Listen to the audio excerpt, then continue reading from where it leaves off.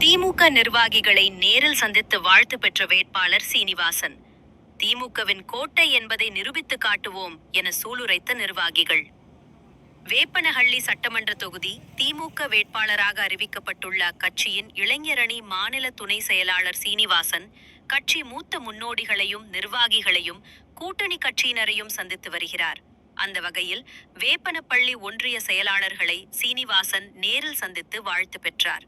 அதனைத் தொடர்ந்து சூளகிரியில் உள்ள திமுக தேர்தல் அலுவலகத்தில் காங்கிரஸ் தேமுதிகவை சேர்ந்த பலரும் சீனிவாசன் அவர்களுக்கு ஆதரவு அளித்து வாழ்த்துக்களை கூறினர். வேட்பாளராக அறிவிக்கப்பட்ட பிறகு முதன்முறையாக வேப்பனப்பள்ளி பகுதிக்கு வந்த சீனிவாசன் அவர்களை திமுகவினரும் பொதுமக்களும் பட்டாசு வெடித்து மலர்களை தூவி உற்சாக வரவேற்பு அளித்ததுடன் சீனிவாசன் அவர்களை தோளில் சுமந்து வரவேற்பு நிகழ்வை வெற்றி கொண்டாட்டமாகவே மாற்றினர்.